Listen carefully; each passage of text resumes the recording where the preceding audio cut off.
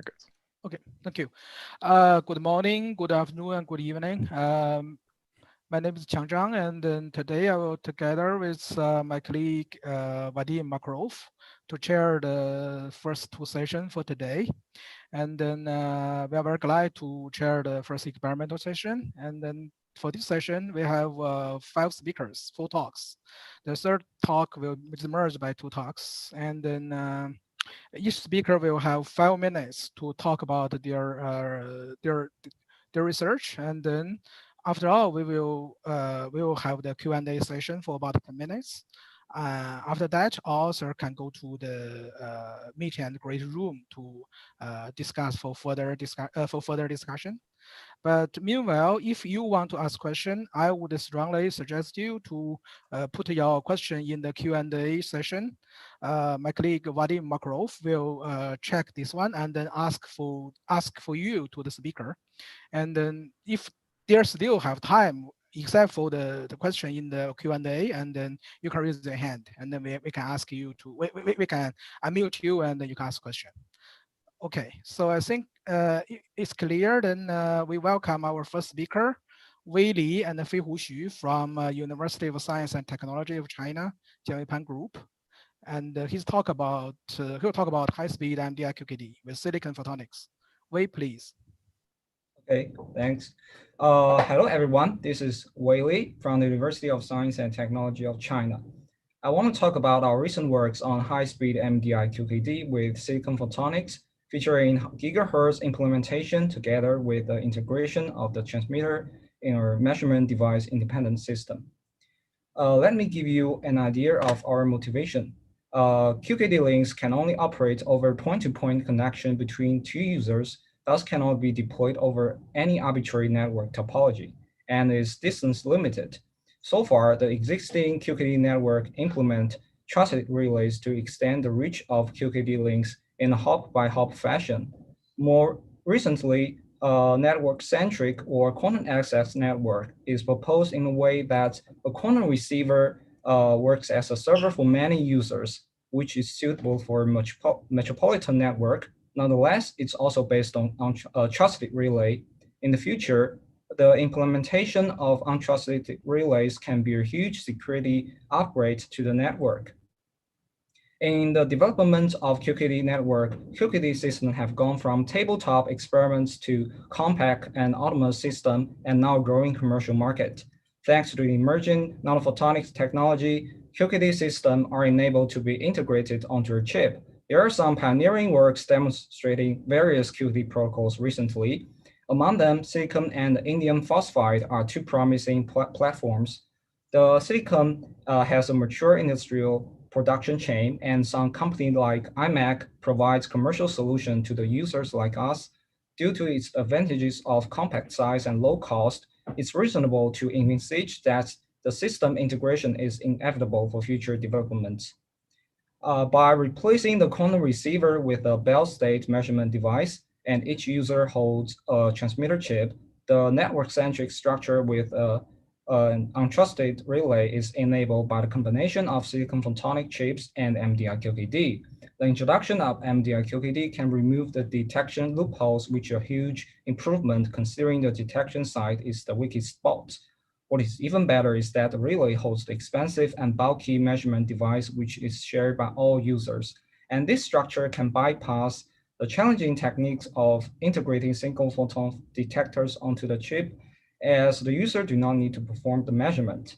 Overall, the chip-based MDI-QKD network enables a promising solution for low-cost, scalable QKD network with an untrusted relay, which has not been demonstrated yet. As a first step, we experimentally demonstrate a 1.25 gigahertz polarization encoding MDI QKD system with silicon photonic modulation chip. As shown on the right, the chip integrates the QKD encoding components of intensity modulator, a polarization modulator, and three-stage variable optical attenuators. Paired with a dedicated driving circuit, we have successfully produced randomly modulated polarization states with a 23 dB extinction ratio at gigahertz operation. To operate a MDI QKD system faithfully at gigahertz, we face two experimental challenges. First, a carrier depletion modulator on silicon substrate has a large half-wave voltage, which is 5 to 6 volts. We designed an FPGA board to output 4 independently adjustable levels at 10 gigahertz sampling rates and then amplify to 7.5 volts. Second, a good interference between 2 independent lasers are crucial for MDI QKD. Gigahertz operation is not an easy task. We leverage the injection locking technique and an extra optical filter to minimize the time jitter and the frequency chirp. Using the described setup, we perform a series MDI QKD experiments using the 4-intensity decoy state protocol proposed by Xiangbin Wang. In the finite key scenario, we perform a full optimization of the parameters by exploiting a joint constraint for the statistical fluctuations. We obtain 268 bits per second secret key rate over 28 dB loss channel, and according to the simulation results, we achieved the highest key rates among the reported MDI QKD experiments.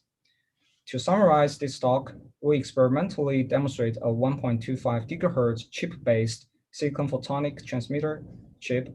The transmitter can be further integrated with the laser based on wire bonding or hybrid integration. We perform a complete demonstration of the polarization encoding MDI QKD and distill finite key rates higher than the previous experiment. This work paves the way for low-cost wafer-scale manufactured MDI QKD system and represents a key step towards building QKD network with untrusted relay. And thank you for your attention. Okay, thank you, Wei. You control your time very well. And then before our next speaker, I would like to say that if you put your question in the Q&A, please specify which speaker you want to ask. That'll be easier for Vadim and I. So then let's go to our next talk. Qin, could you share your screen?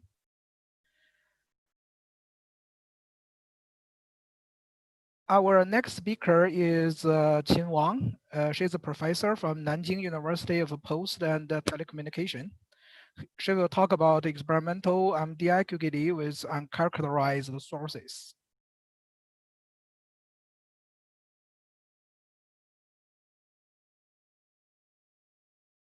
Okay, Qin, please.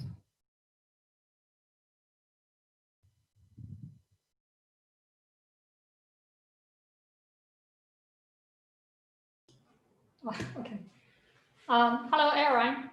It's my pleasure to present our recent work in QCrypt. My name is Qin Wang. I'm from Nanjing University of Post and Telecommunications. Here is our website. You're welcome to visit us. Here is the outline of my talk. For time reading, I will only briefly introduce the background, the protocol, and the experiment, finally concluding the game out. Okay, now let's see the background. As we know, there always exist conflicts between theoretical uncontinuous security and the practical setup of quantum key distribution, because in reality, we only have imperfect light source, imperfect encoding device, and imperfect single-funnel detectors. According to those imperfections, the eavesdropper may carry out different kind of attacking strategies, like listed here, and thus threaten the security of practical quantum key distribution. How to resolve them? People put forward a different kind of method. For example, the decoy step method.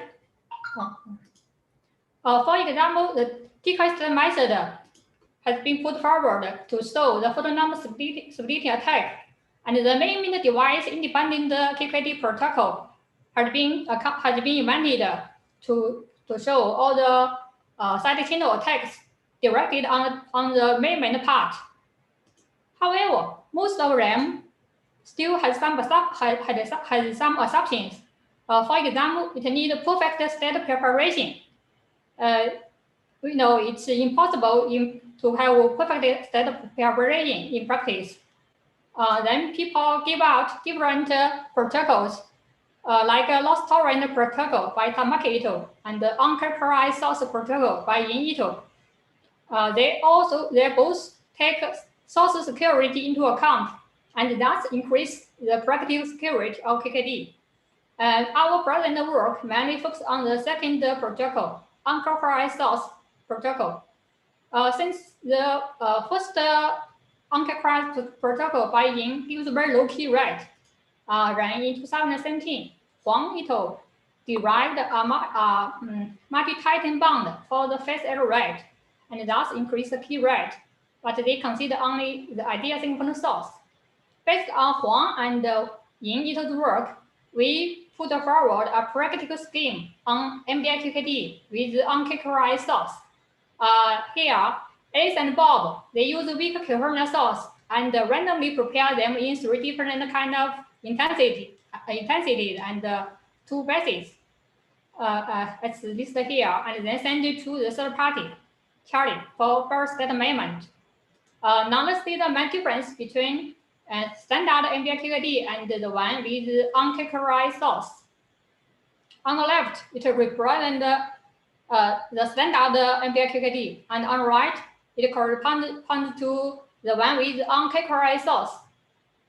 Firstly, on the left, it assumes almost perfect state preparation. On the right, all the encoding device, all the encoding states don't have to be idle states. The only exception is they are located in 2-dimensional Hilbert space. Secondly, it needed to prepare 4 states in 2 bases on the left, while on the right, it only needed to prepare 3 states. Typically, in X bases, it only needed to prepare 1 state. Thirdly, on the left, Alice and Bob will keep all the successful events from matched bases, while on the right, they will keep all the successful events from both matched or mismatched bases. Here is the schematic of our experiment setup. This is Alice, Bob, and Charlie. For time reading, I won't speak too much about the experiment detail.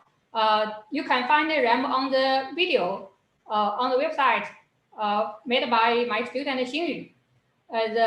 I only introduce the experimental result here. As shown in this figure, the red line and the red points are our corresponding to our theoretical and experimental results. We can see they agree well with each other. The black line, the blue, and the green points are from the reference below. They either use loss tolerant protocol or use uncategorized source protocol. They possess similar security level as ours, but as we can see, our experimental and theoretical results greatly extend the performance compared with other existing work. In conclusion, we put forward a practical scheme on decoy state MDI QKD with 3 uncategorized states and realize experimental demonstration with a transmission distance up to 170 kilometers, which represents the longest transmission distance when considering source security. Here is our team. And thank you for your attention. Okay, thank you, Qin. And then our next speaker is a merge talk by it was given by Luca Caldararo and then Costanino Axi from University of Padua, Polo Velocity Group. So please.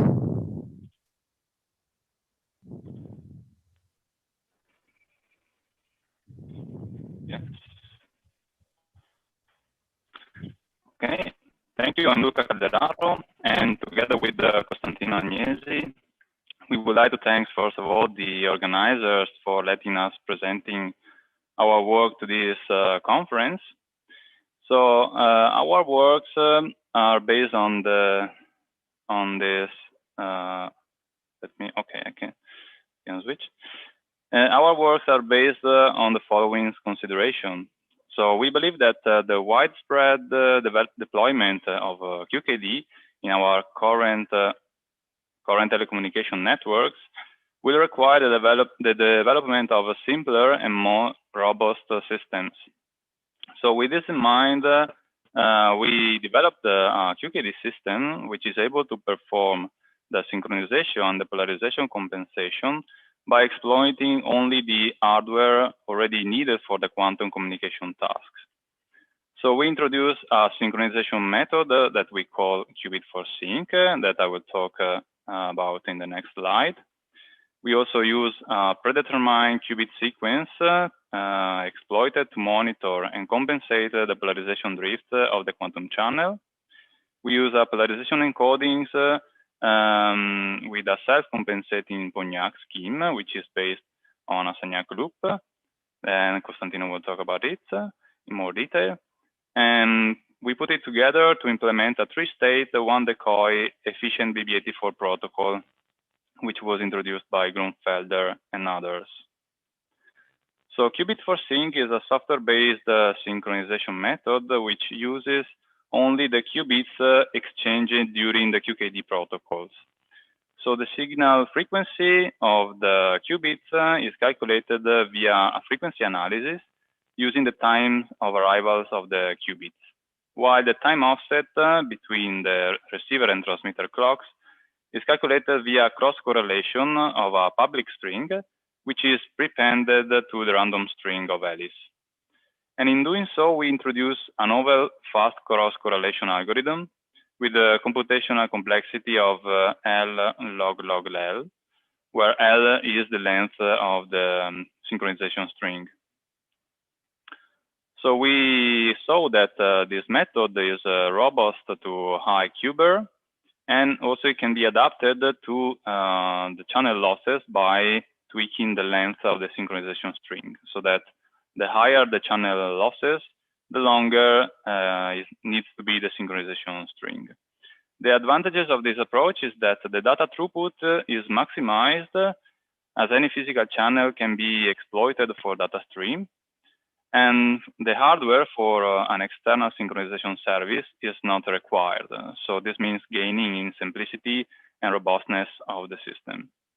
And as a final remark, we think that this method may be also used in other quantum communication protocols, such as quantum direct communication or quantum bit commitment. And with this, I leave the stage to Costantino Agnesi. Thank you, Luca.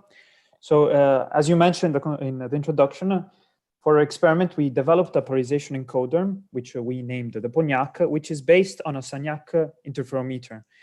And this self-compensating design allows it to have a quite impressive long-term stability. Could you go back, Luca, please? Yeah, okay, thank you. Thermal and mechanical drifts are in fact compensated by this design. Furthermore, it only requires a standard phase modulator that is then converted to a polarization modulation. And this, in fact, allows this design to be easily implemented both at 1550 nanometers as well as, for example, 800 nanometers using commercial off-the-shelf components exclusively. Furthermore, it requires a low VUPI voltage compared to other inline polarization modulators. And lastly, it has no polarization mode dispersion, which allows us to have an extremely low quantum bit error rate. In fact, we tested our system and we obtained 33 dB of polarization extinction ratio. And this is the lowest intrinsic quantum bit error rate ever reported in the scientific literature. Next slide, please, Luca. Putting all these things together, we developed our QKD system, where we have a base clock of 15 megahertz, and our light is emitted at 1550 nanometers. Then we have an intensity modulator and the Pognac polarization modulator to implement the simplified one decoy, three polarization state BB84 protocol. After which we have a quantum channel that is composed of a 26 kilometer fiber spool, followed by a variable optical attenuator, which allows us to emulate further channel losses. And then we have the receiver, which is completely composed of commercial off-the-shelf components for the polarization state analysis. And then we have a superconducting nanowire detectors, as well as a 1 picosecond time to digital converter at the detector. And using this setup, we tested our system for several channel losses. And well, for a synchronization key length of 10 to the 6, we managed to obtain about 34 dB of losses for a system to fully work. And we had to increment the synchronization string length to 10 to the 7, with which we managed to run QKD protocols with the qubit for sync synchronization up to the losses at which the key rate drops to 0, which is approximately 41 dB. And at 40 dB of channel losses, we obtained 80 bits of secure key per second. Now, as the conclusions, we demonstrated a simple quantum key distribution system which has reduced hardware requirements. In fact, we use the same setup for 3 different tasks. We do synchronization, polarization compensation, and quantum communication with the same hardware without requiring any changes or additional hardware of our setup. We developed a polarization encoder which exhibits a record low intrinsic quantum bit error rate, and we managed to obtain relatively high secure key rates and high resilience to channel losses, even with only 50 megahertz repetition rate. In conclusion, the reduced hardware requirements and the quality of the source represents this work an important step towards technologically mature quantum key distribution systems. Okay, thank you, Luca, and then Costantino. So let's go to the last talk of the session. It's given by Robert Starak from Harold Walt University with Erica Anderson. Yes, please, Robert.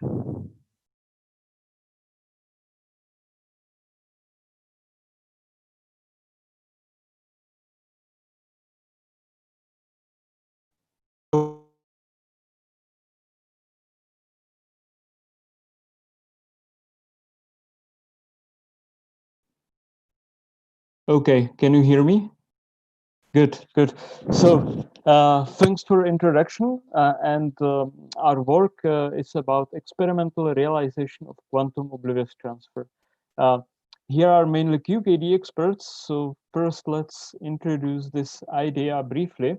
So in this communication task, Alice has 2 bits, x0 and x1, and she would like to send them to Bob. But Bob can only receive a single bit based on his choice C.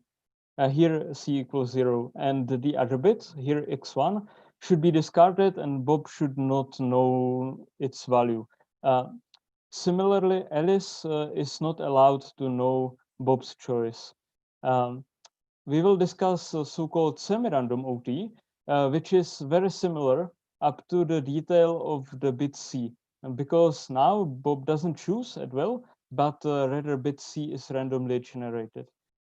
This communication primitive is very useful for secure multi-party computation, and but unfortunately we know that it is impossible to do this task perfectly, both in classical and quantum setting. We know that the theoretically most secure protocol you can get has 66% of cheating, which means that Alice or Bob can correctly guess what should remain hidden in 66%.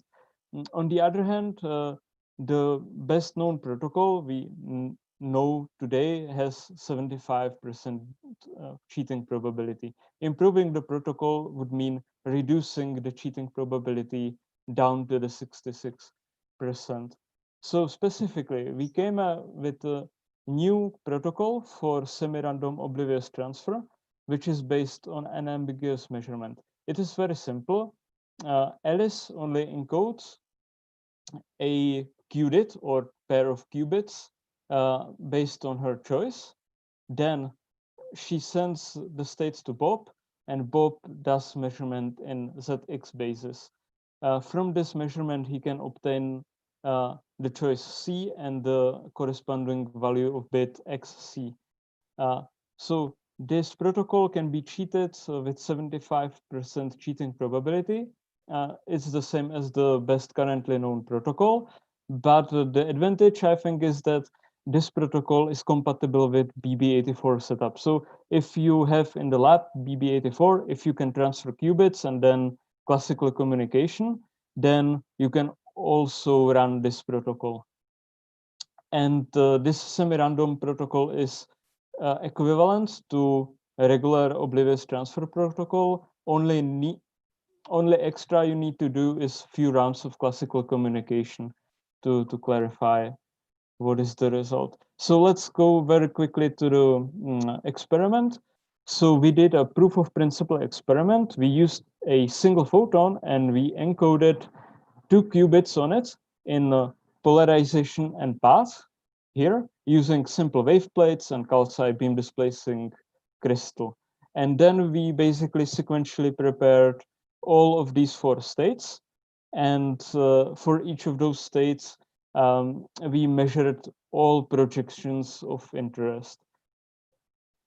So this is the illustration of the typical results or like ensemble of the results. So in this case, both parties were honest, no one was cheating, and Bob could obtain the bit correctly in more than 99% of the cases. Okay, then we tested also cheating strategy, which is also straightforward for Bob. He only needs to do quantum state discrimination. So instead of measuring in Z and X bases, he uses zeta and Xi bases, and he can cheat in 73%.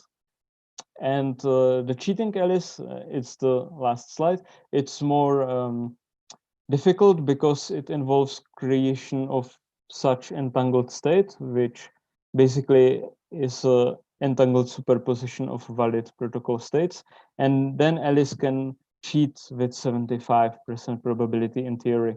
Here she cheated more often, but it comes of the cost that she gets revealed sometimes. So time's up. So thanks for your attention. And if you are interested, please check our archive paper or see the full video, and then meet me in the meet and greet room. And I would be happy to answer your questions. Thanks. Thanks. Okay, now is Vadim's your time to chair the session. Thank you very much. I have some questions. So the first question is to Shin. Vadim, your voice is a little bit sticky. Okay. Sorry, I have to reconnect. This is my connection.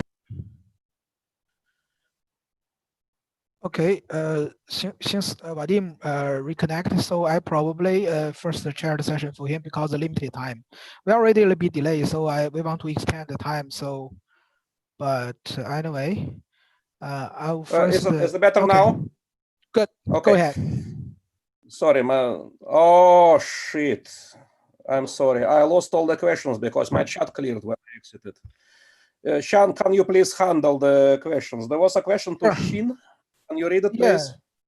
Yeah, Qin, can you read that? It's from Mohsen Razavi. Let's work. If I understand your protocol correctly, you mentioned that you assume that the source only generates two-dimensional states. So question 1, how do you make sure this is the case? And the question 2, doesn't this contradict with the use of decoy state, which are infinite dimensional in number state basis? You can also read the question in the Q&A, yeah. Yeah, let me answer this question. In fact, these two questions have some relations.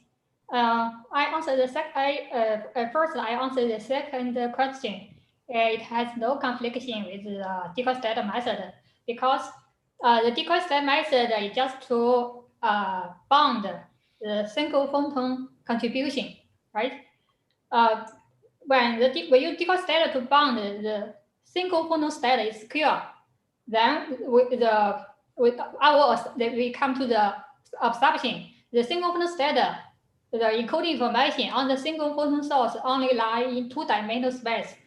That means there is no high-dimensional side channel links. For example, when we encode when encoder state in phase space, there will no side channel links in polarization or some other dimension space. Do I answer your question? Well, Okay. yeah. Vadim, can you see the question for Yes. Constantino? The next question is to Konstantina. For the loop polarization encoder, it might have problems for high-speed polarization encoding because the pulses are quite close in time. What is the limit of the repetition rate for your encoder? Yes, so we have tested our polarization encoder up to 100 megahertz without any issue.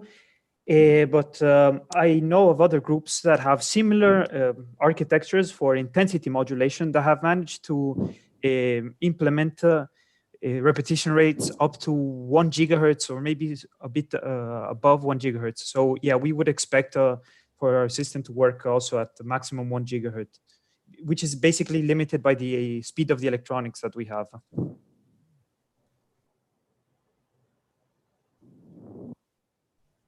Okay, there was a question to Wei.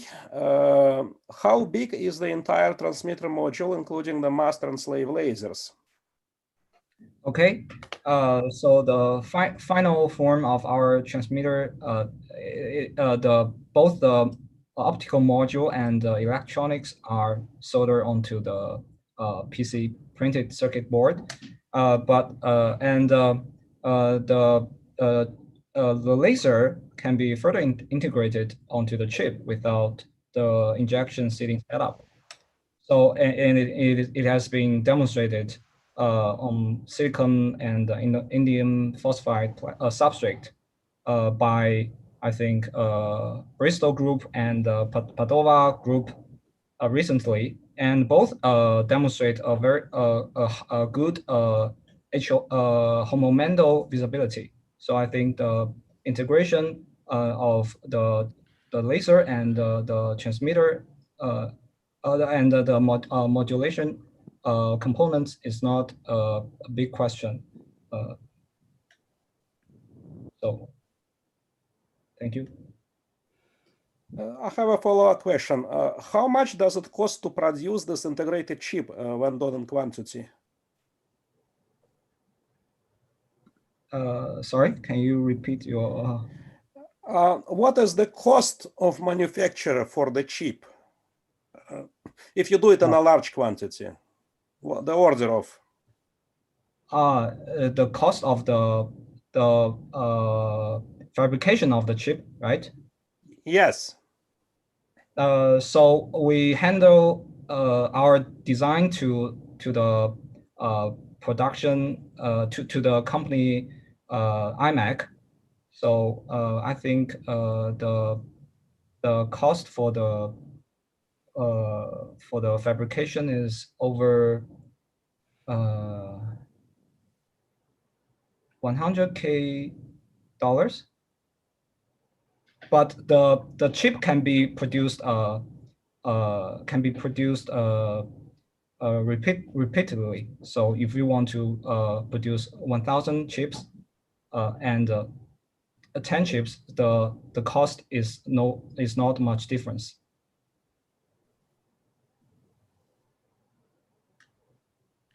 Okay. Does the public have questions? If not, I can ask a question to Konstantina. Konstantina, how do you do polarization compensation? How do you compensate the drift of polarization in the transmission line in your scheme? So you mean at the transmission, the polarization drift between Alice and Bob, you mean? Exactly. So what we do is we use the same concept as qubits for sync. So we have a public shared string, and at the beginning of each second, we measure the Kubert of that string without having to reveal other data. So immediately after we estimate the Kubert, we have automatic polarization controllers that apply a change to the polarization state, trying to minimize this quantum bit error rate. This is simplified explanation of what we basically do.